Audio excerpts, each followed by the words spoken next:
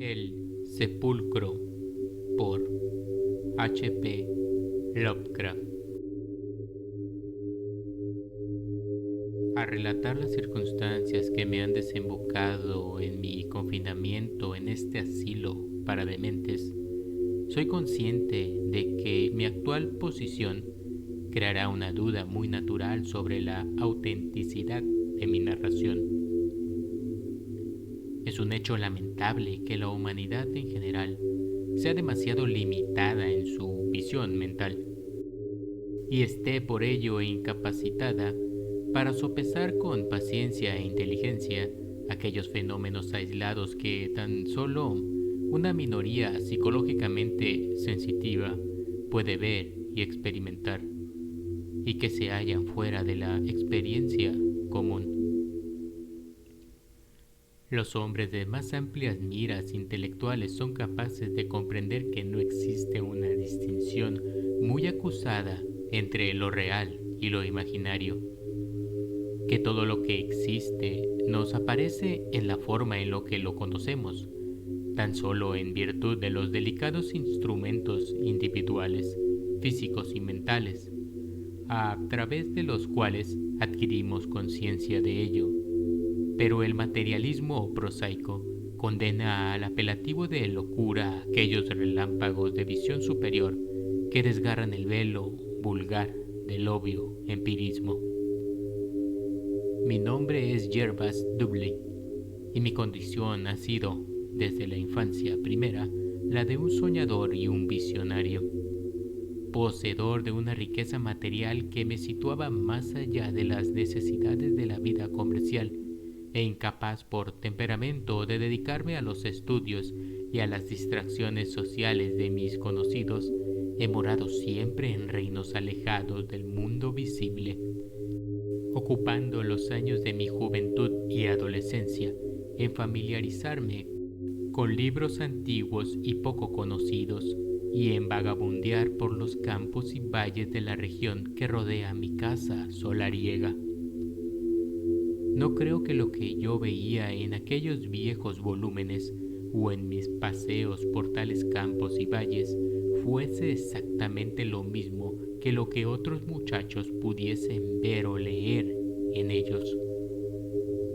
Pero muy poco puedo decir de esto, puesto que un discurso más detallado serviría quizá tan solo para justificar las crueles calumnias sobre mis facultades intelectuales que a veces escucho, susurradas por los obtusos enfermeros que me rodean. Me será suficiente relatar los acontecimientos sin analizar sus causas. He dicho que vivía alejado del mundo visible, pero no he dicho que viviese solo. Eso es algo que no puede hacer ningún ser humano, porque aquel a quien falta la compañía de los vivos busca y encuentra inevitablemente la de aquellos que no lo están, o que ya no lo están.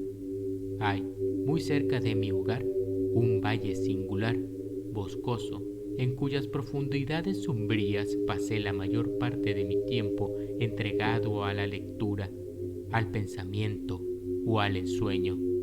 Di mis primeros pasos infantiles por sus laderas musgosas y tejí en torno a sus encinas de grotescos nudos las primeras fantasías de mi pubertad. Llegué a establecer buenas relaciones con las dríadas que cuidaban de aquellos árboles, y a menudo contemplé sus danzas salvajes bajo los rayos de una luna que luchaba por no desaparecerse, de una luna que luchaba por no desvanecerse. Pero no es este el momento para hablar de tales cosas. Solo hablaré del sepulcro solitario que se escondía en lo más oscuro e intrincado de la falda de la colina, el mausoleo abandonado de los Hyde, una vieja y afamada familia cuyo último descendiente directo había sido depositado en el interior de los negros muros muchas décadas antes de mi nacimiento.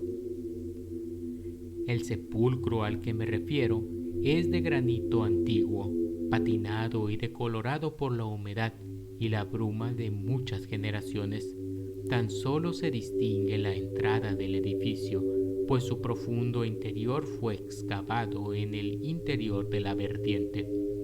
La puerta, una pesada e imponente lápida fabricada de la misma roca de la colina, cuelga de oxidados goznes de hierro y está cerrada, aunque no del todo, de una forma bastante siniestra y extraña, por medio de pesadas cadenas y candados, de hierro también, según la desagradable costumbre de hace medio siglo.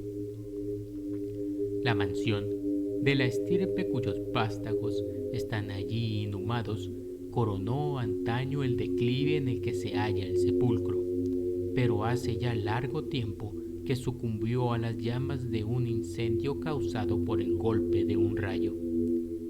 Los más viejos habitantes de la región hablan a veces, con voces sofocadas por la preocupación, de la tormenta de medianoche que hizo caer aquella mansión sombría, y aluden a la ira divina de una forma que, en estos últimos años, avivó en forma imprecisa la fascinación siempre intensa que yo sentía por el sepulcro sombreado del bosque. Tan solo un hombre había perecido entre las llamas, cuando el último de los Hyde fue enterrado en aquel lugar de quietud y de sombra. La urna que contenía sus cenizas vino de una tierra distante, en la que los miembros de la familia habían fijado su residencia cuando su mansión se incendió. No queda ya nadie que deposite flores ante el pórtico de granito, y pocos son los que se atreven a desafiar las sombras deprimentes que parecen rondar extrañamente en torno a las rocas erosionadas por la humedad. Nunca olvidaré la tarde en la que me encontré por primera vez con aquella semioculta casa de los muertos. Era hacia la mitad del verano, cuando la alquimia de la naturaleza transmuta el paisaje silvestre en una masa de vivo verde, casi homogénea, cuando los sentidos están por completo intoxicados por los agitados mares de húmeda verdura y los olores sutiles, indefinibles del suelo fecundo y de la vegetación. En un entorno tal, el espíritu pierde su perspectiva, el tiempo y el espacio se vuelven triviales e irreales, y los ecos de un olvidado pasado prehistórico llaman insistentemente a las puertas de la conciencia transida. Había pasado todo el día vagando sin rumbo a través de las místicas espesuras del valle, meditando sobre cosas que no necesito exponer, conversando con cosas que no tengo por qué nombrar. Aunque solo contaba 10 años de edad, había visto y oído muchas maravillas que siempre permanecerán ocultas a la mayoría, y en ciertas cosas poseía una extraña senectud. Cuando, luchando para abrirme paso entre dos arbustos de rosas salvajes, me encontré de pronto con la entrada del panteón, no sabía yo la naturaleza de lo que había descubierto. Los oscuros bloques de granito, la puerta de tan curiosa manera entreabierta, ni siquiera los grabados de fúnebre carácter que adornaban la parte posterior, la parte superior de la entrada, despertaban en mí asociaciones de carácter terrible o doloroso. Mucho sabía yo de tumbas y sepulcros, y mucho más aún era lo que imaginaba, pero mis familiares, a causa de las peculiaridades de mi carácter, me habían mantenido alejado de todo contacto personal con camposantos y cementerios. La extraña edificación pétrea de la boscosa pendiente era para mí tan solo una fuente de especulación y de interés, y su interior frío y húmedo, que pude observar a medias por la puerta tan desesperadamente entreabierta, no contenía para mí ningún indicio de muerte o descomposición. Pero en aquel instante de curiosidad nació en mí el loco e irracionado deseo que me ha llevado a este infernal encierro. Impulsado por una voz que debía proceder de la horrenda alma del bosque, resolví penetrar en la sugestiva oscuridad del sepulcro, a despecho de las poderosas cadenas que me impedían el paso. Bajo la evanescente luz del atardecer, me esforcé en abrir por completo la puerta pétrea, sacudiendo sus candados mohosos, e intenté deslizar mi delgado cuerpo por la abertura ya existente, pero ninguno de los dos intentos tuvo éxito. Curioso al principio, pronto alcancé un verdadero frenesí, y cuando regresé a mi hogar, en la espesa penumbra, había jurado a los 100 dioses de los bosques que, a cualquier precio, me abriría paso algún día hacia las negras y escalofriantes profundidades que parecían llamarme. El médico de barba gris acero, que venía a visitarme cada día a mi habitación, le dijo una vez a un visitante que esta decisión supuso el comienzo de una desdichada monotonía. Le dijo una vez a un visitante que esta decisión supuso el comienzo de una desdichada monomanía. Pero dejaré el veredicto a mis lectores cuando hayan conocido los pormenores del asunto. Pasé los meses que siguieron a mi descubrimiento en fútiles intentos de forzar los complicados cerrojos de la puerta entreabierta del sepulcro, y en investigaciones discretas pero cuidadosas sobre la naturaleza e historia del edificio. Previsto del oído tradicionalmente receptivo de los muchachos muy jóvenes, aprendí mucho, aunque una costumbre de guardar con cuidado mis secretos hizo que a nadie hablase ni de mis informaciones ni de mi resolución. Merece quizá la pena mencionar que no me causó el menor terror ni asombro el conocer la naturaleza del sepulcro.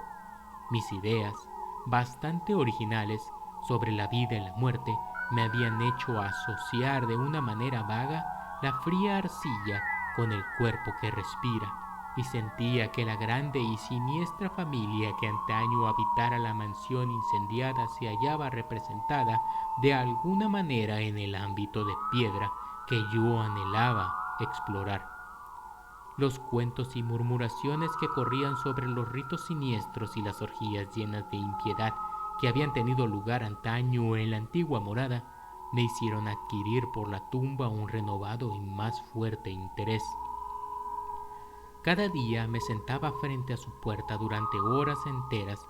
Una vez arrojé una vela a su interior por la rendija de la entrada, pero no pude distinguir casi nada, salvo unos peldaños de húmeda piedra que llevaban hacia abajo.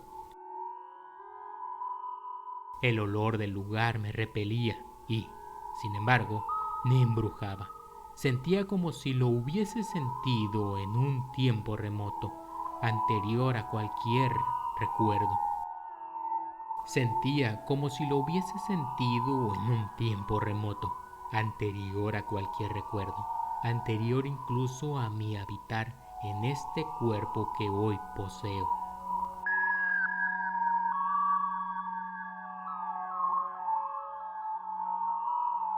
Al año siguiente de aquel en el que por primera vez contemplé el sepulcro, hallé en el desván de mi hogar, repleto de libros, una antigua traducción comida de ratones de las vidas de Plutarco.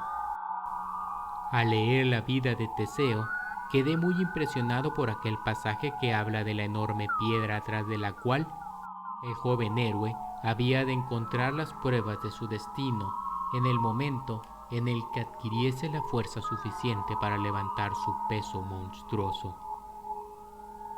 La leyenda tuvo el efecto de disipar la inmediatez de mi impaciencia, porque me hizo sentir que el momento no había llegado todavía. Más tarde, me dije, llegaré a alcanzar una fuerza y una pureza de espíritu que me permitirán abrir la puerta fuertemente encadenada con toda facilidad.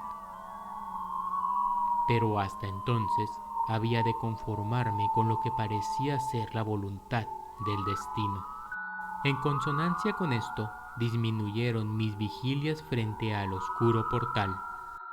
En consonancia con esto, disminuyeron mis vigilias frente al oscuro portal y emprendí otras búsquedas, aunque de un carácter igualmente extraño. Solía levantarme con mucha cautela en la noche y salir de la casa sin hacer ruido para pasear por los campos santos de los que mis padres me habían mantenido alejado. No voy a relatar lo que allí hacía, porque hay muchas cosas de las que no estoy seguro, pero sé que en los días que seguían a tales merodeos nocturnos solía asombrar a las que me rodeaban por mi conocimiento de materias casi olvidadas desde hacía muchas generaciones. Fue tras una noche así cuando escandalicé a la comunidad al narrar una extravagante fantasía referente al entierro del rico y célebre caballero Brewster.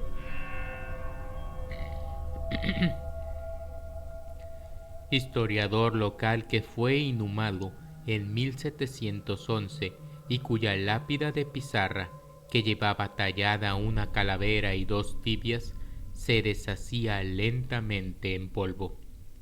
En un arranque de imaginación infantil, inventé no solo que el enterrador, Goodman Simpson, había robado a aquel caballero sus zapatos de Villa de Plata, su chaleco de seda y su ropa interior de satén antes del entierro, sino que el mismo caballero, que no estaba por completo inanimado, se había dado 2 vueltas en el interior de su ataúd, cubierto de tierra al día siguiente de haber sido inhumado.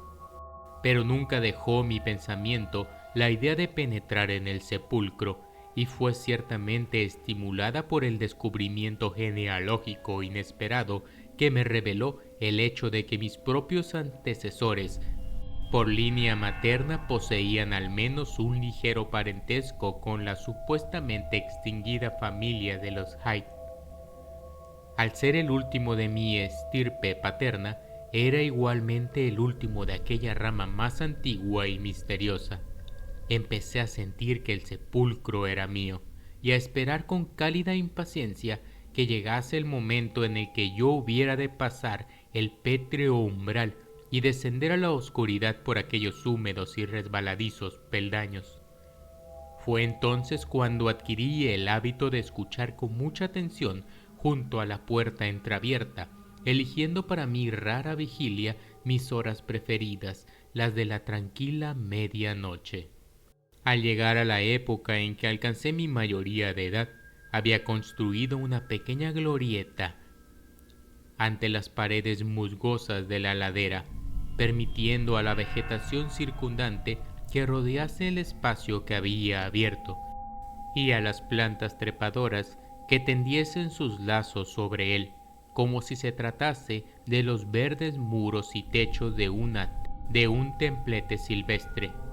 Si aquel era mi templo, la encadenada puerta era el santuario, y ahí me tumbaba yo, sobre el suelo musgoso, soñando extraños sueños y meditando extraños pensamientos. Cuando tuve la primera revelación era una noche de bochorno. La fatiga me debió llevar al sopor, porque cuando escuché las voces sentí claramente que me había despertado. Dudo de hablar de aquellos tonos y acentos, no diré nada de su calidad, pero puedo decir que presentaban ciertas desusadas diferencias en vocabulario, pronunciación y forma de ser empleadas. Todos los matices del dialecto de Nueva Inglaterra, desde las rudas sílabas de los colonos puritanos hasta la retórica precisa de hace 50 años, parecían representados en aquel coloquio de sombras, aunque de aquel hecho solo me apercibí después. Por supuesto, en el momento en que se estaba produciendo, mi atención estaba distraída de tal materia lingüística por otro fenómeno, un fenómeno tan impreciso que no podría jurar que fuese real. Imaginé simplemente que, en el momento de mi despertar, una luz había sido apagada a toda prisa en el interior del semienterrado sepulcro. No creo que yo quedase asombrado ni tampoco que fuese presa del pánico, pero sé que aquella noche sufrí un cambio grande y permanente. A mi vuelta a casa me dirigí directamente a un baúl semipodrido que había en el desván y en su interior encontré la llave que me permitió, al día siguiente, abrir con facilidad la barrera que durante tanto tiempo había intentado forzar en vano. La primera vez que penetré en el mausoleo de la vertiente abandonada, lo hice al suave brillo del anochecer. Me sentía como hechizado, y mi corazón saltaba en mi pecho presa de una excitación muy difícil de describir.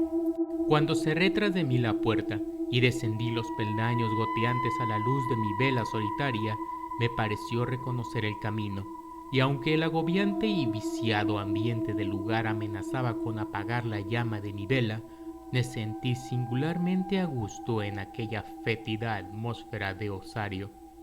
Al mirar a mi alrededor, contemplé muchas lápidas de mármol sobre las que yacían ataúdes o restos de ataúdes. Algunos de ellos estaban sellados e intactos, pero otros casi habían desaparecido, dejando solo las placas y osas de plata y asas de plata entre ciertos curiosos montones de polvo blanquecino. Sobre una placa leí el nombre de Sir Godfrey Hyde. Sobre una placa leí el nombre de Sir Geoffrey Hyde, que había venido de Sussex en 1640 y murió aquí algunos años después. En una alcoba oculta había un ataúd maravillosamente bien conservado y vacío, adornado con un simple nombre que despertó en mí un escalofrío y una sonrisa. Un impulso extravagante me hizo subir sobre la ancha lápida, extinguir mi vela y yacer en el interior de la caja vacilante. Cuando llegó el amanecer con su luz gris, salí tambaleándome del sepulcro, que volví a cerrar tras de mí con su cadena. Ya no era yo un hombre joven, aunque solo 21 inviernos habían dejado sentir sus fríos rigores en mi cuerpo. Los campesinos madrugadores que observaron mi vuelta a casa me miraron con extrañeza y se asombraron de los signos patentes de libertinaje que vieron en alguien reputado de llevar una existencia sobria y respetable. No me presenté ante mis padres hasta después de haber gozado de un sueño largo y refrescante. Desde aquella noche en adelante volví diariamente al sepulcro. Veía, escuchaba y hacía cosas que no puedo recordar jamás. Mi manera de hablar, siempre susceptible a las influencias del entorno, fue el primer elemento que sucumbió al cambio, y mi arcaísmo de dicción, súbitamente adquirido, llamó pronto la atención. Más tarde, una extraña audacia y arrojo se hizo patente en mi comportamiento, hasta que llegué a poseer, inconscientemente de ello, el porte de un hombre de mundo, a despecho de la reclusión voluntaria en la que había transcurrido mi vida entera. Mi lengua, que habitualmente guardaba silencio, se volvió aguda y suelta, y adquirí la fácil gracia de un Chesterfield y el impío cinismo de un Rochester. Hacía gala de una peculiar erudición, distinta en lo absoluto al fantástico saber monacal que había alimentado mi imaginación juvenil, y cubría los márgenes de mis libros con fáciles epigramas improvisados que sugerían el estilo de Gay, Prior y la brillantez de los rasgos de ingenio y rimas de los augustales. Una mañana, durante el desayuno, bordé el desastre familiar cuando declamé, con una voz sensiblemente alcoholizada, una canción propia de las bacanales del siglo XVIII, un divertimento poético de la época georgiana, nunca recogido en ningún libro, que decía poco más o menos así: adelante, compañeros, venid con vuestras jarras de cerveza y brindad por el presente antes de que se vaya. Apilad a vuestros platos montañas de carne, porque el comer y el beber nos dan la alegría. Así que llenad vuestros vasos, que la vida pasa pronto. Cuando estéis muertos, ya no podéis brindar por vuestro rey o por vuestra mujer. Anacreonte tenía la nariz roja, según dicen, pero ¿qué importa una nariz roja cuando se es feliz y se está alegre? Que Dios me maldiga, prefiero estar rojo y aquí donde estoy, que blanco como un lirio y muerto y enterrado. Ven, Betty, mi niña, ven a darme un beso. No hay en el infierno una hija de posadero como esta. El joven Harry se mantiene todo lo derecho que puede, pero pronto perderá su peluca y se caerá bajo la mesa. Pero llenad vuestros vasos, que circule la bebida. Es mejor estar bajo la mesa que debajo de la tierra. Así que reíd, y que siga la juerga, y bromead, sedientos. No es fácil reírse bajo 6 pies de tierra. Ese vino me deja sin sentido, casi no puedo andar. Y quisiera saber si puedo permanecer de pie o hablar. Posadero, dile a Betty que traiga una silla. Haré de esto mi casa porque mi mujer no está aquí. Así que, dadme una mano. No me tengo en pie, pero, ¿qué importa? Mientras puede estar encima de la tierra. Por aquellas fechas comencé a sentir el miedo que ahora sufro al fuego y a las tormentas. Si antes era indiferente a tales cosas, a partir de entonces tuve un increíble horror hacia ellas y me retiraba a los lugares más ocultos del interior de la casa cuando quiera que el cielo amenazaba con desarrollar sus fastos eléctricos. Uno de mis lugares favoritos en las horas del día era la bodega en ruinas de la mansión incendiada, y solía imaginar en mi fantasía cómo podía haber sido la construcción en su forma primitiva. En cierta ocasión dejé asombrado a un aldeano llevándole, sin vacilación, a una bodega inferior situada bajo la tierra que yo parecía conocer a despecho de que nunca nadie la había visto y había sido olvidada desde hacía muchas generaciones.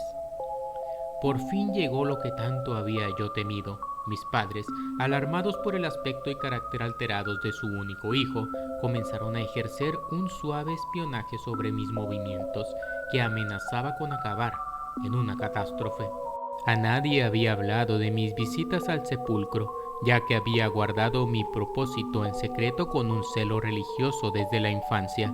Pero entonces me vi obligado a tomar las mayores precauciones al deambular por el laberinto del valle boscoso, de manera que despistase a cualquier posible seguidor. Llevaba mi llave del sepulcro suspendida al cuello con un cordel, y yo era el único en conocer su existencia. Nunca saqué de la tumba ninguna de las cosas que hallaba en su interior. Una mañana, cuando salí del húmedo sepulcro y volví a asegurar con mano temblorosa la cadena del portal, vi, oculto tras un seto cercano, el temido rostro de un observador. Era seguro que se acercaba el fin. Mi templo había sido descubierto y desvelado el misterio de mis escapadas nocturnas. El hombre no me abordó, así que me apresuré a volver a casa y me esforcé en escuchar el informe verbal que le hizo a mi preocupado padre. Estaban mis estancias más allá de la puerta encadenada a punto de ser reveladas al mundo.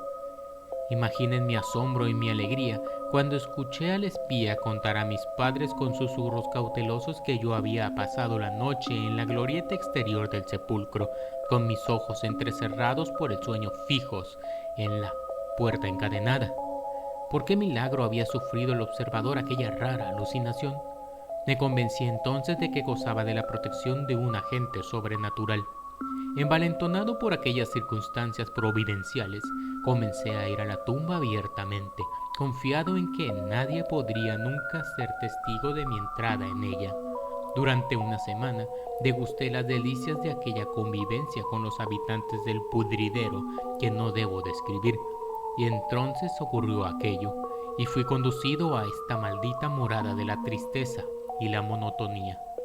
No debiera haberme aventurado a salir aquella noche, porque las nubes tenían el matiz del relámpago y una fosforescencia infernal se alzaba del pútrido marjal que había en el fondo del valle. También era distinta la llamada de los muertos. En vez del sepulcro de la ladera, era la bodega hundida en lo alto de la vertiente, o quizá su demoníaco habitante, quien me hacía gestos con dedos invisibles. Cuando salí de los intrincados matorrales que crecían en la llanura, frente a las ruinas, contemplé al brumoso claro de luna algo que siempre había esperado vagamente. La mansión, que hacía un siglo había desaparecido, se alzaba una vez más, esplendorosa, y cada ventana brillaba con la luz de muchos candelabros. Por el largo camino rodaban los coches de la buena sociedad de Boston, mientras que un gran número de elegantes y empolvados vecinos se dirigían a pie hacia la casa. Me mezclé a aquella muchedumbre, aunque sabía que mi lugar estaba más bien entre los anfitriones que entre los invitados. Dentro, en el salón, había música, risas y vasos de vino en todas las manos. Reconocí algunos rostros, aunque los hubiese reconocido mejor si estuviesen podridos o carcomidos por los gusanos y la descomposición de la muerte. Yo era el más desenfrenado y libertino en medio de aquella multitud de libertinos desenfrenados. De mis labios se vertían torrentes de alegres blasfemias, y mis ocurrencias no respetaban las leyes de Dios ni las de la naturaleza. De súbito, al redoblar el trueno, que resonó incluso más fuertemente que los gritos de aquella porcina multitud, se dejó oír en el mismísimo techo de la casa e impuso un silencio de terror al escandaloso grupo. Rojas lenguas de fuego y ardientes ráfagas de calor llenaron la casa, y los juerguistas, aterrorizados por la llegada de una calamidad que no parecía ser producida solo por la naturaleza desencadenada, huyeron gritando en la noche. Solo yo permanecí allí, sujeto a mi asiento por un terror poderoso que nunca sentí anteriormente. Y entonces un segundo horror tomó posesión de mi alma. Si era quemado vivo hasta convertirme en cenizas, si mi cuerpo era dispersado a los cuatro vientos, nunca podría yacer en la tumba de los Hyde. No estaba preparado ya mi ataúd. No tenía derecho a descansar por toda la eternidad entre los descendientes de Sir Geoffrey Hyde. Ay, reclamaría mi herencia legítima de muerte, aunque mi alma tuviese que buscar a través de los siglos otra residencia corpórea que la representase en aquel lugar vacío que había en la alcoba del sepulcro. Hierbas Hyde no compartiría jamás la triste suerte de Palinurus. Cuando se desvaneció el fantasma de la casa incendiada, me encontré aullando y luchando enloquecido entre los brazos de los hombres, uno de los cuales era el espía que me había seguido a la tumba. La lluvia caía en torrentes y, hacia el sur, se veían los relámpagos que anteriormente habían pasado sobre nuestras cabezas. Mi padre, con el rostro arrugado por la tristeza, permanecía cerca de nosotros mientras yo aullaba mis súplicas de ser enterrado en el sepulcro, y con frecuencia recomendaba a mis captores que me tratasen con toda la suavidad posible. Un círculo ennegrecido en el suelo de la bodega en ruinas indicaba que el cielo había descargado allí un violento golpe, y en aquel lugar un pequeño grupo de aldeanos curiosos provistos de linternas contemplaban una pequeña caja de antigua factura que el rayo había sacado a la luz. Cesando en mi lucha, ahora fútil y sin objeto, observé a los espectadores y el tesoro que habían encontrado, y se me permitió compartir la visión de sus descubrimientos. La caja, cuya cerradura había sido rota por el mismo rayo que la desenterró, contenía muchos papeles y objetos de valor, pero yo solo tenía ojos para una cosa. Era la miniatura, ejecutada en porcelana, de un joven que llevaba una elegante peluca rizada. El objeto estaba marcado por las iniciales J.H. El rostro era tal que, al contemplarlo, se diría que me estaba mirando en un espejo. El rostro era tal que, al contemplarlo, se diría que me estaba mirando en un espejo. Al día siguiente fui conducido a esta habitación de ventanas enrejadas, pero he sido informado de ciertas cosas por un viejo servidor, anciano y de mente simple, a quien tomé gran afecto en mi infancia y que, como yo, gusta de los campos santos. Lo que he osado relatar de mis estancias en el sepulcro solo ha servido para atraerme sonrisas compasivas. Mi padre, que viene con frecuencia a visitarme, declara que en ningún momento crucé la puerta cerrada con cadenas y jura que el candado enmohecido había permanecido intacto desde hacía 50 años cuando lo examinó.